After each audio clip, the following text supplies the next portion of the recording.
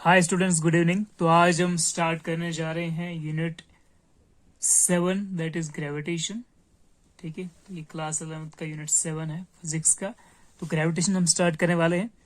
Okay, तो 7, 8, 9 जो भी यूनिट है उनको हम व्हाट्सएप पे पढ़ने वाले हैं वीडियोस के थ्रू, और बाकी हम क्लास में पढ़ेंगे जो पीछे वाला है। ओके, तो दिस इज ग्रेविटेशन यूनिट 7। तो सबसे पहले ग्रेविटेशन होता क्या है इसको पढ़ेंगे हम। तो ग्रेविटेशन क्या होता है? Gravitation is a force. Okay, तो आपको पता ही है, जैसे हमने पीछे पढ़ा हुआ था कि हमारे पास 4 टाइप्स का फोर्सेस है, 4 टाइप्स का फोर्स एग्जिस्ट करता है यूनिवर्स में।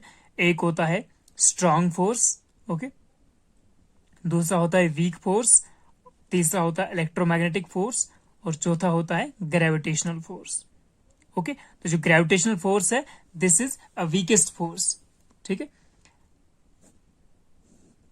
तो सबसे पहले हमारे पास हम बोल सकते हैं कि मैं आपको इसको किसी पेज पे दिखा देता हूं।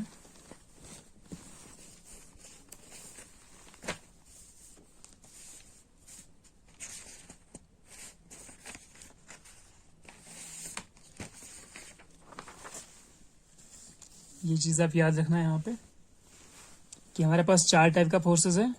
एक है strong force, number 2 weak force, number 3 electromagnetic force,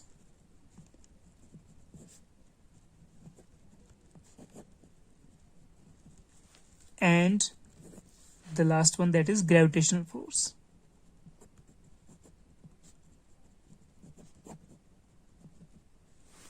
okay, so जो है आपको याद रखना कि स्ट्रांग फोर्स और जो वीक फोर्स है ये दोनों कहां पे लगते हैं? ये दोनों न्यूक्लियस, ठीक है, एटम के अंदर, न्यूक्लियस के अंदर एग्जिस्ट करते हैं। ठीक है, वहां पर जो भी कॉन्स्टिट्यूएंट पार्टिकल्स हैं, न्यूक्लियंस जो है, तो उनके बीच में न्यूक्लियंस के बीच में स्ट्रांग फोर्स और वीक फोर्स वहां पे होते हैं, वहां पे लगते हैं। तो जो इलेक्ट्रोमैग्नेटिक फोर्स है ये कहाँ पे लगता है? कोई भी आपके पास चार्ज्ड बॉडीज जो है, चार्ज्ड पार्टिकल्स, ठीक है, तो चार्ज्ड पार्टिकल्स के बीच में, उनके दरमियान इलेक्ट्रोमैग्नेटिक फोर्स होता है। ठीक है, एंड हमारा ग्रेविटेशनल फोर्स जिसको हम पढ़ने जा रहे हैं अभी, तो ग्रेविटेशनल फोर्स जो है, तो ग्रेविटेशनल फोर्स किस किस के बीच में लगता है? Any massive bodies. ओके, अभी हम यहीं तक पढ़ने वाले हैं, आगे जाकर हमें इसके बारे में कुछ और भी जानना है, ग्रेविटेशन की फोर्स के बारे में। ठीक है, तो जो ग्रेविटेशनल फोर्स होता है ये कोई भी आपके पास मासेस होंगे, ठीक है, तो उनके बीच में ग्रेविटेशनल फोर्स लगता है। ओके, तो ग्रेविटेशनल फोर्स का आपको ये भी याद रखना है कि सबसे ज्यादा जो स्ट्रांगेस्ट है वो तो ये स्ट्रांग फोर्स ही होगा। दिस इज, ये सबसे ज्यादा स्ट्रांग है बट शॉर्ट रेंज होता है। वीकेस्ट फोर्स जो है तो इससे कम है, और इलेक्ट्रोमैग्नेटिक फोर्स उससे कम, और सबसे जो वीकेस्ट फोर्स है दैट इज हमारा ग्रेविटी, हमारा ग्रेविटेशनल फोर्स। ठीक है, दिस इज वीकेस्ट, ये वीकेस्ट फोर्स इन नेचर है, तो ये आपको याद रखना है। ओके, तो अब चलते हैं हम कि इसका डेफिनेशन क्या लेंगे हम, और इसके ऊपर कौन कौन से लॉज हैं, क्या क्या हमें इस पूरे यूनिट में क्या क्या स्टडी करना है उस पर चलते हैं। ओके, तो दिस इज योर ग्रेविटेशन। यहाँ पे मैं नोट्स डाल दूंगा यहाँ पे फिर से ग्रुप में। Okay, and you can all search out there. तो यहाँ पर मैं आपको थोड़ा सा डेफिनेशंस और कुछ यहाँ पर लॉज हैं जिनका हम एक्सप्लेनेशन वगैरह और डेरिवेशन वगैरह स्टडी करेंगे। Okay, now what is gravitation? यहाँ पर आप देखिए ग्रेविटेशन क्या होता है। It is the name given to the force of attraction between any two bodies. ठीक है, तो ये नाम किसको दिया गया है? Force of attraction between any two bodies is called as gravitation. तो यूनिवर्स में कोई भी बॉडीज हैं, कुछ भी है, ठीक है, एनी मासेस और एनी बॉडीज, उनके बीच में हमारे पास क्या होगा? ग्रेविटेशन फोर्स होगा ही होगा। ओके, तो ग्रेविटेशन फोर्स, अब इसका डेफिनेशन देखते हैं अच्छी तरह। Gravitation force is the weakest force, ये भी आपको ये पॉइंट याद रखना है। Gravitation force is the weakest force in nature. ठीक है, तो सबसे वीक जो फोर्स है वो ग्रेविटेशन फोर्स है, उससे फिर उससे ज़्यादा स्ट्रांग इलेक्ट्रोमैग्नेटिक फोर्स है, उससे ज़्यादा स्ट्रांग वीक फोर्स है, और सबसे स्ट्रांगेस्ट जो है that is strong force. It is the important force because it plays an important role in controlling the entire structure of the universe. Okay? तो इस फोर्स का काफी इंपॉर्टेंट रोल है पूरे यूनिवर्स में कि ये जो स्ट्रक्चर है, ठीक है, जो भी बॉडीज यूनिवर्स के अंदर है तो उनका स्ट्रक्चर कंट्रोल करता है हमारा ग्रेविटेशनल फोर्स. ठीक है, तो ग्रेविटेशनल फोर्स क्या होता है? The force of attraction between any two bodies in the universe. और ये हमेशा अट्रैक्टिव फोर्स है. ठीक है, इसमें कोई रिपल्शन वगैरह कुछ नहीं है. This is an attractive force between any two bodies in the universe. Okay, तो इसी फोर्स के ऊपर न्यूटन ने लॉ ऑफ ग्रेविटेशन दिया था. ठीक है, जिसको हम यूनिवर्सल लॉ ऑफ ग्रेविटेशन भी कहते हैं. ठीक है, न्यूटन्स लॉ ऑफ ग्रेविटेशन और यूनिवर्सल लॉ ऑफ ग्रेविटेशन. तो चलिए इसको पढ़ते हैं. तो ये काफी इंपॉर्टेंट क्वेश्चन है. न्यूटन्स लॉ ऑफ ग्रेविटेशन जो है एग्जामिनेशन स्पेशल है ये. ठीक है, तो अदरवाइज अगर एग्जाम में ना भी आए तो इसके ऊपर न्यूमेरिकल आ सकते हैं, जो इसका जनरल फॉर्मूला जो भी हम निकालेंगे ग्रेविटेशन फोर्स का. ठीक है, तो ग्रेविटेशन फोर्स हमें पता चल गया. ओके, अब हम चलते हैं ग्रेविटेशनल लॉ पे. ठीक है, तो this is universal law of gravitation. इसका स्टेटमेंट क्या है? This law states that every body in this universe attracts every other body with a force which is directly proportional to the product of their masses and inversely proportional to square of distance between them. तो क्या कहता है?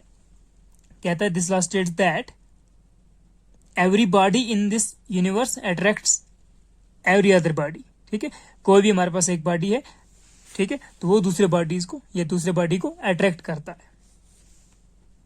ठीक है, with a force. किस force से attract करता है? With a force which is directly proportional to the product of their masses. ठीक है, तो हर एक बॉडी दूसरे बॉडी को अट्रैक्ट करता है एक फोर्स से, and that force is proportional to, हम ऐसे कह सकते हैं उसको. ओके, इसको ऐसे यहां पे लिख रहा हूं, a force, ठीक है, gravitational force which is directly proportional to product of their masses. तो अगर आपके पास दो बॉडीज हैं ऐसे, ठीक है, तो उनके सेंटर में हमने माना कि उनके ये M1 बॉडी है, ये M2 बॉडी है. ओके, तो इनके बीच का जो डिस्टेंस है, this distance is R. Okay, तो ये बॉडी इसको F फोर्स से अट्रैक्ट कर रहा है और इस पे कितनी फोर्स लगा रहा है? Force of attraction that is proportional, directly proportional to product of their masses.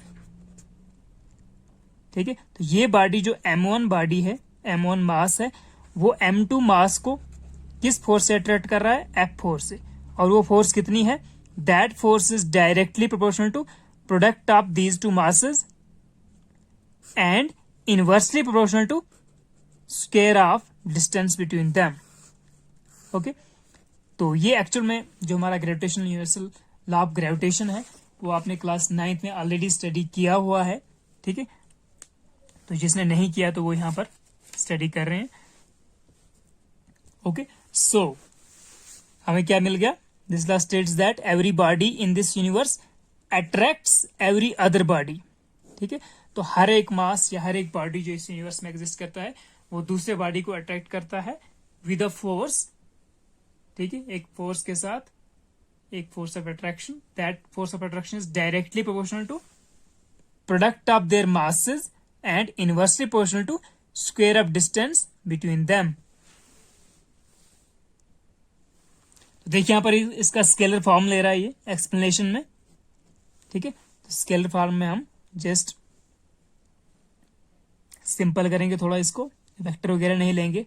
हमने स्केलर्स और वेक्टर्स की बात की तो आपको पता है स्केलर फॉर्म क्या होगा, जिसमें हम वेक्टोरियली कुछ नहीं लेने वाले हैं, कोई डायरेक्शन वगैरह नहीं लेने वाले हैं फोर्स का. ओके, तो देखिए इसने M1 एक मास है, M2 दूसरा मास है. M1 का सेंटर A1 है और M2 का सेंटर B.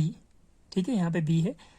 ओके, तो इन दोनों के बीच में इनके सेंटर ऑफ दिस बॉडीज जो डिस्टेंस बिटवीन द सेंटर है दैट इज आर. ओके, तो R is the distance between two centre of two bodies. Okay, m1 mass of the body and m2 mass of this body. Okay, तो क्या लिखना हमको, जब आपको थोड़ा explanation लिखना है रिटर्न में, तो consider two bodies A and B of masses m1 and m2 and let r be the distance between them. ठीक है, तो हमने क्या किया, दो मासेस लिए m1 और m2, कंसीडर किया, लेट किया कि m1 m2 दो मासेस हैं और उनके बीच में कितना डिस्टेंस है, उनके सेंटर्स का डिस्टेंस देखना है. ठीक है, उनके सेंटर्स के बीच में डिस्टेंस आपके पास है small r. Okay, let f be the force of attraction between them. चलो मानते हैं इन दोनों के बीच में कितना फोर्स है, फोर्स ऑफ अट्रैक्शन जो है वो F है. Okay, then according to this law, this Newton's law of gravitation. ठीक है, या हम बोल सकते हैं universal law of gravitation. Okay, तो then according to Newton's law of gravitation, this force जो इनके बीच में फोर्स है, that force is directly proportional to product of their masses. है ना, वही बोलता है प्रोडक्ट ऑफ देयर मासेस. तो मतलब इसका मास इनटू इसका mass, product of their masses, and inversely proportional. ठीक है, तो जो इनवर्सली प्रोपोर्शनल होता है उसको हम क्या करते हैं, उसको हम डिवाइड में लिखते हैं, and inversely proportional to the square of distance between them. ठीक है, तो डिवाइड में लिखना है मतलब हमको square of distance between them. तो जो आपका डिस्टेंस है r इन दोनों के बीच में, उसका स्क्वायर. ठीक है, ये तो ये हो गया, force is directly proportional to product of their masses and inversely proportional to square of distance between them. Okay, now हमें इस प्रोपोर्शनलिटी साइन को हटाना, तो क्या करेंगे, एक इक्वल टू लगाएंगे और एक कांस्टेंट लग जाएगा. तो it implies F is equal to G m1 m2 upon r square. Okay, तो G क्या लगाया हमने, एक कांस्टेंट लगाया. ओके, तो this is your Newton's law of gravitation, this is your universal law of gravitation. Okay, तो अब G क्या है, where G is the constant of proportionality. Okay, and G is called as universal gravitational constant. Okay, और G का value कितना होता है, G का वैल्यू होता है 6.67 into 10 power minus 11 newton metre square पर केजी स्क्वायर. ठीक है, तो ये यूनिट आप यहीं से निकाल सकते हैं, इसका SI यूनिट. ओके, और ये वैल्यू आपको याद रखना है. ठीक है, तो जो ग्रेविटेशन कांस्टेंट है, this is universal gravitation constant. पूरे यूनिवर्स में इसका वैल्यू सेम होगा, 6.67 into 10 power minus 11 newton metre square upon पर केजी स्क्वायर. ओके, तो ये हमारे पास क्या था, स्केलर फॉर्म. ठीक है, जस्ट हमने स्केलर फॉर्म इसका बता दिया जो हमें डेफिनेशन से ही पता था. अब इसको थोड़ा वेक्टर फॉर्म में लिखते हैं. ओके, चलिए तो वेक्टर फॉर्म करते हैं बच्चों. This was vector form, this was our scalar form. तो वेक्टर फॉर्म में क्या करेंगे हम, वेक्टर फॉर्म के लिए हमें जो फोर्स है, ठीक है, ठीक है, तो हम मानते हैं वेक्टर फॉर्म के लिए क्या मानते हैं कि जो m1 है ना, दिस मास, ठीक है, दिस मास m1, ठीक है, ये m2 को अट्रैक्ट कर रहा है फोर्स F12 वेक्टर से. ठीक है, ओके, तो इस पे कितना फोर्स लग रहा है, m1 की वजह से F12 वेक्टर. ओके, और ये वाला उसको अट्रैक्ट कर रहा है, m2 is attracting m1 with a force of F21 vector. ठीक है, इसका मैं आपको आगे बताता हूं थोड़ा. ठीक है, तो वेक्टर फॉर्म में कैसे लिखना है, gravitational force on mass m1 due to mass m2. तो ग्रेविटेशनल फोर्स m1 पे जो ग्रेविटेशनल फोर्स होगा m2 की वजह से, that is given by F vector. Okay, on mass m1. ठीक है, तो 1 पहले लिखना है, 2 बाद में, ये बेस में लिखना है छोटा करके. तो force on m1 due to m2, ये चीज याद रखना, force on m1 due to m2. Okay, force vector होता है क्योंकि हम वेक्टर फॉर्म ऑफ स्टडी कर रहे हैं. तो that is written as F12 force on mass m1 due to m2। Okay, तो F12 वेक्टर हो जाएगा वो। Okay, and is equal to force का वैल्यू तो सेम होगा, ठीक है, G m1 m2 upon R square. Okay, ये नेगेटिव साइन यहाँ पे क्यों लगा रहा है ये, क्योंकि अट्रैक्टिव फोर्स के लिए हमें नेगेटिव साइन लेना होता है, ठीक है। और जो अट्रैक्टिव फोर्स होगा that will be opposite direction, ठीक है ना। इस पे फोर्स लग रहा है तो इधर की तरफ लग रहा है, ये फोर्स लगा रहा है m1 m2 पे, ठीक है, तो फोर्स का डायरेक्शन ये होगा। अगर ये फोर्स लगा रहा है उस पे तो फोर्स का डायरेक्शन इधर के लिए होगा, इसकी तरफ, अट्रैक्टिव फोर्स है ना। ओके, तो इसको आप नोट से अच्छे तरीके से पढ़ भी सकते हो। ओके, तो F12 vector is equal to minus G m1 m2 upon R square, जो हमने लॉ के तहत लिख दिया, न्यूटन ऑफ ग्रेविटेशन के तहत, इंटू R21 यूनिट वेक्टर, ठीक है। तो ये R21 यूनिट वेक्टर क्या है, this is the unit vector of m2 due to m1, ठीक है, R21, ठीक है। तो जो इस फोर्स के साथ जो F12 वेक्टर जो फोर्स है, यानी m2 से m2 को खींच रहा है m1, ठीक है, तो फोर्स का डायरेक्शन ये होगा, m1 के लिए डायरेक्शन होगा, ठीक है। तो जो आपका R21 वेक्टर है, ठीक है, R21 vector, R21 unit vector, ठीक है, क्योंकि अगर लेफ्ट साइड आपके पास ये क्वांटिटी पूरा वेक्टर है तो यहां पर भी आपको डायरेक्शन होना चाहिए ना, तो इसलिए यहां पर R21 वेक्टर लगेगा, ठीक है। तो जो ये वाला आपका पोजीशन वेक्टर हम बोलेंगे इसको, ये वाला जो डिस्टेंस है ना, तो इस वक्त जो पोजीशन वेक्टर पैदा होगा दैट इज R वेक्टर, तो उसका जो यूनिट वेक्टर होगा that is from m2 towards m1। तो उस डायरेक्शन को हम, उस यूनिट वेक्टर को फ्रॉम m2 टू m1 होगा, वो इसी का यूनिट वेक्टर होगा, ठीक है, क्योंकि आर का पोजीशन वेक्टर R वेक्टर, ठीक है, तो उसका जो डायरेक्शन है उसका unit vector that will B R2 का मतलब है m2 की तरफ से m1 की तरफ, ठीक है, तो R21 यूनिट वेक्टर, ठीक है। तो जब भी आपको फोर्स ऑन m2 निकालना है, यानी force on m2 due to m1, तो वो फोर्स का डायरेक्शन नेगेटिव होगा, ठीक है, m1 की तरफ डायरेक्शन होगा, और जो यूनिट वेक्टर होगा दैट विल बी R21, ठीक है, m2 की तरफ से m1 की तरफ, ठीक है, डिस्टेंस इधर से इधर की तरफ चेक करना है ना, तो उस वक्त यूनिट वेक्टर होगा पोजीशन वेक्टर का, तो that will B from m2 towards m1, ठीक है, तो इसलिए R21 यूनिट वेक्टर हमने लगाया हुआ है।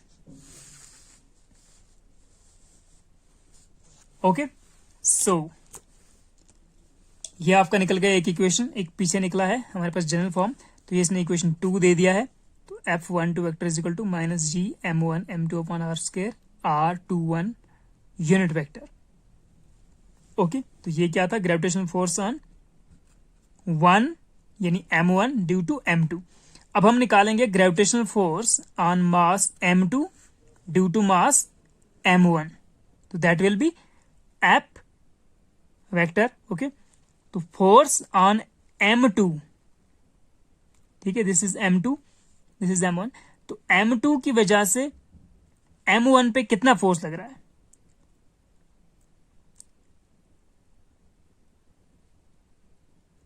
नहीं m2, हाँ m2 मास पे m1 की वजह से कितना फोर्स लग रहा है, तो that will be force on, यानी force on m2 due to m1, ऐसे पढ़ना इसको, ठीक है, force on m2 due to m1।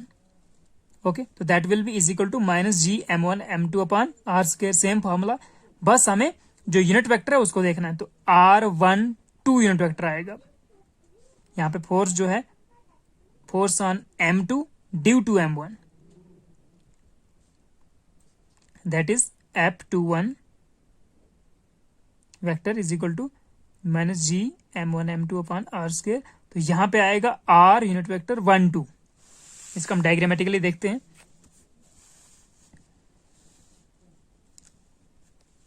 Okay, तो कह रहा है force on m2 due to m1। तो इसकी वजह से m2 पे कितना फोर्स लग रहा है, तो that will be F21 force on m2 due to m1। Okay, और वो फोर्स कहां से होगा, 1 की तरफ से, m1 की तरफ से m2 की तरफ। ठीक है, तो ये आपका फोर्स का डायरेक्शन होगा। m2 इधर है तो उसके अपोजिट में आ रहा है डायरेक्शन, तो इसका मतलब that force also will be negative force. ठीक है, अट्रैक्टिव फोर्स, नेगेटिव साइन का मतलब है अट्रैक्टिव फोर्स। ठीक है, is equal to G m1 m2 upon R square. तो जो हमारा यूनिट वेक्टर है तो वो कौन सा लगाना हमें, फिर से डायग्राम को देखते हैं। ठीक है, तो पोजीशन वेक्टर इस वक्त यहां से यहां की तरफ देखना है। आर वेक्टर ऐसे होगा। ठीक है, तो उसका जो डायरेक्शन देखेंगे दैट विल बी आर, यहां पे 1 है ना m1, तो m1 से m2 की तरफ, तो दैट विल बी क्या होगा, दैट विल बी R 1 2। ठीक है, m1 टुवर्ड्स m2, तो R 1 2। ओके, इसका डायरेक्शन ऐसे होगा। तो ये वाला जो आपका था, ये वाला R21 जो था, उसका डायरेक्शन यहां से इसकी तरफ। ओके, तो तभी यहां पर हमारे पास जो force on F2, force on mass 2 due to mass 1 m1, that will be minus g m1 m2 upon r square into r12 unit vector. Okay, तो ये भी हो गया हमारे पास। तो ये दोनों फोर्सेस हमने अब देखना है।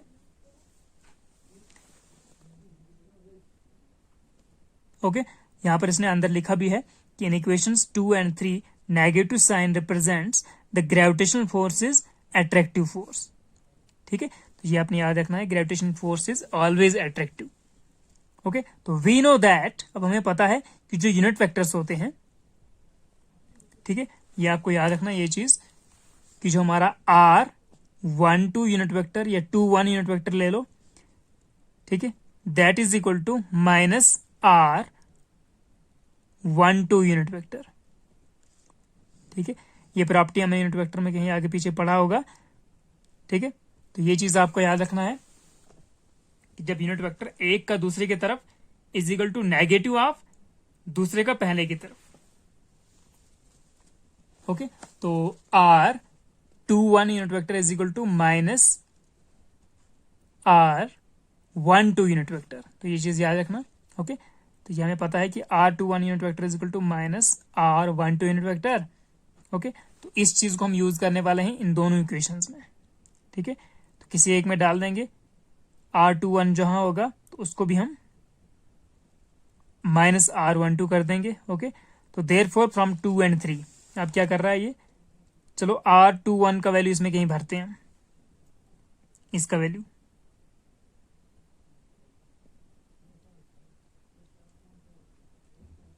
तो क्या आ जाएगा इसका वैल्यू, यहां पे आपको पुट करना है माइनस R12, तो माइनस R12 आ जाएगा ये, तो माइनस और माइनस प्लस हो जाएगा, तो दैट विल बी, वो आ जाएगा F12 unit vector. F12 vector कितना आ जाएगा, दैट विल बी माइनस, यहां पे माइनस आएगा, माइनस R12 इसकी जगह पे, इसको मैं लिख ही लेता हूं यहां पे। ठीक है, is equal to F12 vector is equal to minus G m1 m2 upon R square into, इसकी जगह पे क्या लिखना है, माइनस R12 यूनिट वेक्टर, ये याद रखना आप। ठीक है, that will come out to be minus into minus plus G m1 m2 upon R square R12 unit vector. Okay, तो ये सारा हमारे पास एक फोर्स आ गया। तो दूसरा फोर्स, इसको मैं अगर इक्वेशन 4 दूं, ये 4 ये 3, ओके, तो ये भी R12 वेक्टर है, G m1 m2 upon r square, G m1 m2 upon r square। बस इसमें नेगेटिव साइन है, उसमें पॉजिटिव साइन है, तो ये force on m1 due to m2, force on m2 due to m1। ठीक है, तो फ्रॉम 4 and 3 हम यहां नीचे लिख सकते हैं अब कि फ्रॉम इक्वेशन, इसने बोला है सेकंड एंड थर्ड, तो हम बोलेंगे फोर्थ एंड 3। ठीक है, ये 3 and 4। From equation third and fourth क्या हो जाएगा, लेफ्ट साइड क्या है इसका F12 वेक्टर, इसका F21 वेक्टर। ठीक है, तो इसका राइट साइड ये है और इसके राइट साइड में माइनस ज्यादा है, बस बाकी सब सेम है। तो इसका मतलब this force is equal to negative of this, लिख सकते हो ना, राइट साइड दोनों में सेम है, बस यहाँ पे नेगेटिव साइन है, तो मतलब F12 vector is equal to this but negative, तो F12 vector is equal to minus F21 vector. ठीक है, तो ये था हमारा vector form of gravitation law, Newton's law of gravitation का वेक्टर फॉर्म। ओके, तो इसको क्वेश्चन 5 दे देना आप, इसने 4 दिया, हम 5 दे रहे हैं। Okay, hence gravitational force obeys Newton's third law of motion. ठीक है, तो Newton's third law of motion आपको पता है क्या होता है, according to the any action there is equal and opposite reaction. ये सीधा बोल सकते हो, up to every action there is equal and opposite reaction,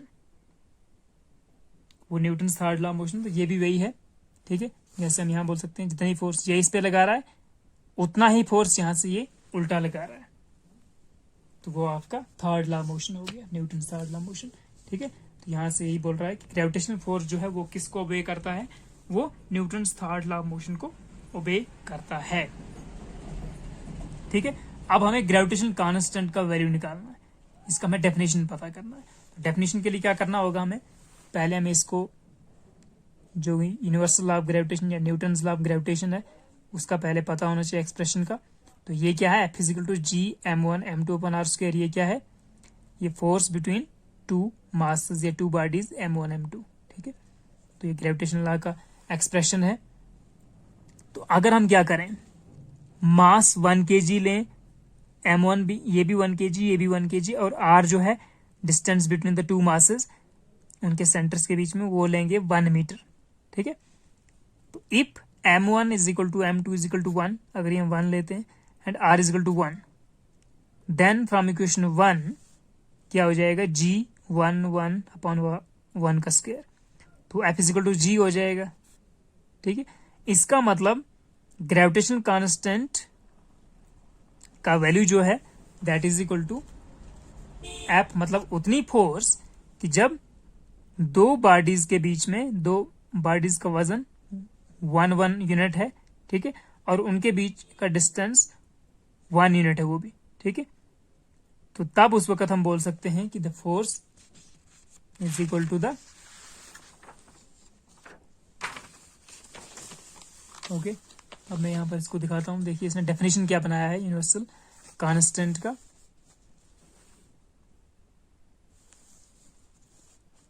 okay, क्या ये दिख रहा है आपको, यहाँ पर थोड़ा सा मिसप्रिंट भी है। तो कहता है 10 यूनिवर्सल ग्रेविटेशनल कांस्टेंट, तो क्या निकला था अभी हमारे पास इसका definition F equal to G आया था जब हमने m1 m2 दोनों को 1 यूनिट कर दिया मासेस को, और जो distance between the centre of masses था वो भी 1 यूनिट कर दिया।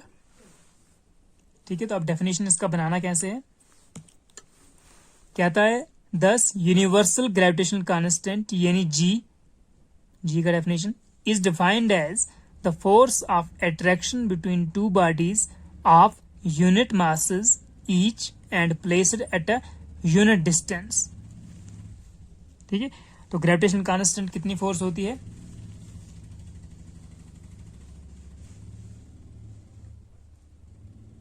जब force of attraction between two unit mass लिए जाएं और उनको यूनिट डिस्टेंस पे रखा जाए, तो तब हम उस फोर्स को बोलेंगे यूनिवर्सल ग्रेविटेशन कांस्टेंट G के लिए, G। ठीक है, F इज इक्वल टू जी, हमने फॉर्मूले में ये वाली वैल्यूज पुट कर दी और F इज इक्वल टू जी आ गया, तो वहां से डेफिनेशन इसने बना दिया। ठीक है, universal gravitation constant is defined as force of attraction between two bodies of unit mass each and placed at a distance of unit distance apart. Okay, तो ग्रेविटेशन कांस्टेंट जी क्या है, ये स्केलर क्वांटिटी है। Okay, तो जो हमारा G है, G is a scalar quantity. Okay, gravitation constant scalar quantity है। It's value is same throughout the universe, और इसका वैल्यू सेम होता है पूरे यूनिवर्स में। और कितना होता है, the value of G in SI system is 6.67 into 10⁻11 newton metre square पर केजी स्क्वायर। ठीक है, तो G is equal to 6.67 into 10⁻11 newton metre square पर केजी स्क्वायर। इसका यूनिट बहुत इंपॉर्टेंट है, वैल्यू भी और यूनिट भी दोनों याद रख लेना।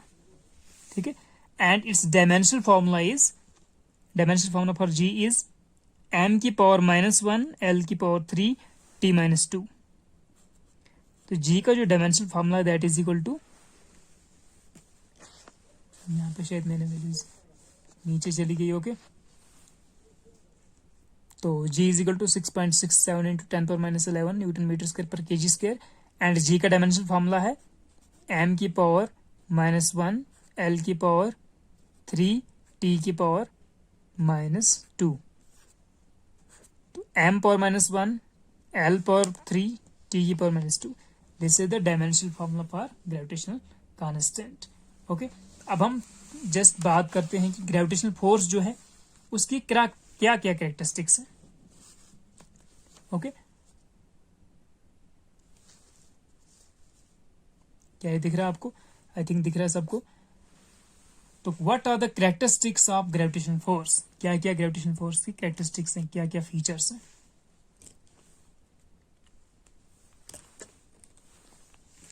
तो नंबर 1 फीचर देखिए, gravitational force is a central force. Central force मतलब ये सेंटर्स के बीच में एक्ट करती है।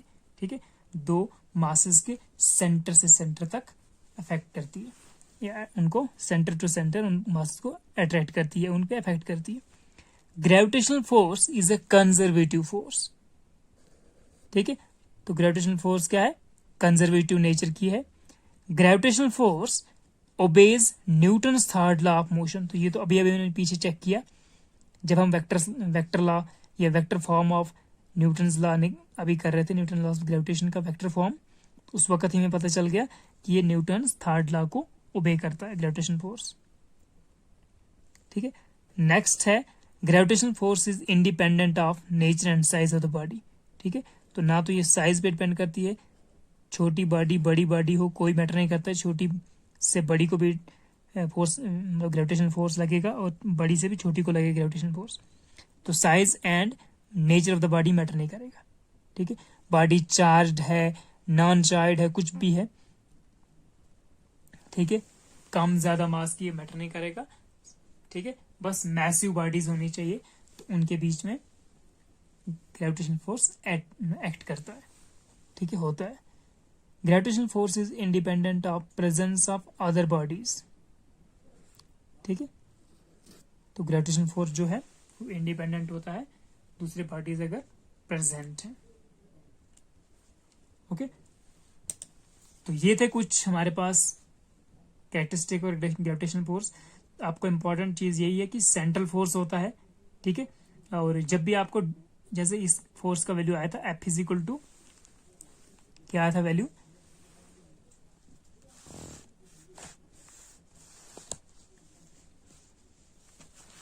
मैं यहाँ पर थोड़ा सा आपको रफली कुछ बताता हूँ।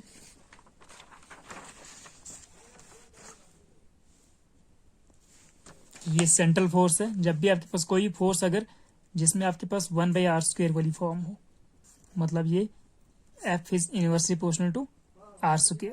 ठीक है, तो दिस इज सेंट्रल फोर्स, ये याद रखना आपने। ठीक है, तो ग्रेविटेशनल फोर्स जो है हमारा फोर्स ऑफ, ठीक, gravitational force this is a central force. Okay, और ये मासेस पे, सिर्फ मास पे डिपेंड करती है, ठीक है ना, मासेस ऑफ द बॉडीज पे। साइज या शेप, कुछ नेचर वगैरह उन पे नहीं करती है डिपेंड। तो नंबर 3 हमने देखा कि ये चार्ज इंडिपेंडेंट है, चार्ज पे भी डिपेंड नहीं करती। ओके, फिर हमने देखा कि ये दूसरी बॉडीज के प्रेजेंस होने पे भी अफेक्ट नहीं होता है इसको, ठीक है। And third law of motion, जो इंपॉर्टेंट पॉइंट है कि थर्ड लॉ ऑफ मोशन जो है, third law of motion, Newton third law of motion, तो Newton third law of motion को ये ओबे करती है, ठीक है। तो हमने अभी अभी हमारा जो एक्सप्रेशन था that was F is equal to G m1 m2 upon R square. Okay, तो G is called your universal gravitation constant, और इसका हमारे पास यूनिट है दैट इज एसआई यूनिट कितना है इसका, न्यूटन मीटर स्क्वायर पर केजी स्क्वायर, ठीक है। और वैल्यू कितना है इसका 6.67 इंटू 10 पावर -11, तो इस साथ में ये लगाना है newton metre square upon KG square. Okay, अब ये चीज ओके ठीक है, तो ये यूनिट कैसे बनता है इसका वो हमें देखना पड़ेगा जो फॉर्मूला है उससे, ठीक है। तो ये आपके पास F is equal to G m1 m2 upon R square, ठीक है। m1 m2 क्या है, these are any two bodies, इसका मास m1 है, इसका मास m2 है, और उनके बीच में सेंटर्स के बीच में डिस्टेंस कितना है r, ठीक है। तो ये इसके ऊपर इतनी फोर्स लगाएगा और वो भी इसके ऊपर उतना ही नेगेटिव फोर्स यानी अपोजिट फोर्स लगाएगा। ओके, तो अब मुझे बात करनी है कि ये यूनिट कहाँ से आता है, जी का यूनिट कहाँ से बना। अगर आप इस फॉर्मूले को ले लेंगे, अगर F is equal to G m1 m2 upon R square, तो अगर मुझे जी का यूनिट निकालना हो तो मैं जी का वैल्यू निकालूंगा पहले। तो मैं क्या करता हूँ, जी को यहाँ पे रखता हूँ, ये डिवाइड में था तो इधर मल्टीप्लाई कर देता हूँ, एफ आर स्क्वायर अपॉन इन दोनों को डिवाइड कर लेता हूँ m1 m2, ठीक है। तो जी का ये फॉर्मूला बन गया। तो अब हम क्या करेंगे, इन सब के यूनिट्स भरेंगे, ठीक है, और जी का यूनिट निकल जाएगा। तो क्या हो जाएगा जी का यूनिट, फोर्स। तो फोर्स का यूनिट क्या होता है, न्यूटन होता है फोर्स का unit, R is the distance between the centre, तो ये डिस्टेंस है, तो मीटर होता है इसका ऐसा यूनिट, मीटर का स्क्वायर अपॉन m1 m2, ये भी मास है ये भी मास है, दोनों केजी में होगा, तो केजी इंटू केजी स्क्वायर, तो तभी इसका ऐसा यूनिट यही आया, ठीक है। तो याद रखना आपको जो ग्रेविटेशन कांस्टेंट उसका ऐसा यूनिट क्या है, न्यूटन मीटर स्क्वायर पर केजी स्क्वायर। ओके, वैसे ही डायमेंशनल फार्मूला निकाल सकते हो आप यहां से। इसका डायमेंशन क्या होता है फोर्स का, m1 l1 t-2। ओके, इसका क्या होता है आर स्क्वायर का, लेंथ का स्क्वायर एल का स्क्वायर अपॉन मासेस। तो मास का डायमेंशन फॉर्मूला क्या होगा, m1 और इसका भी m1 तो हो जाएगा m2। ओके, इसको ऊपर ले जाता हूं मैं तो क्या बनेगा, this will come out to be m1, यहां से ले जाऊंगा तो m पावर -2 l1 l2 कितना हो गया l3 t की पावर, शिट ये राइट साइड हो गया, ठीक है। तो ये L1 और L2 हो गया L3 ये वाला, तो t-2। अब इसको पूरे को इक्वेट करते हैं तो m की पावर 1 और m की पावर -2 कितना हो जाएगा, that will come out to be -2 में से 1 गया तो -1, m power -1 l power 3 t power -2। Okay, तो ये आपके पास निकला g का dimension formula, m1 l3 t-2। Okay, तो मिलते हैं नेक्स्ट वीडियो में जल्दी, सी यू लेटर, बाय बाय।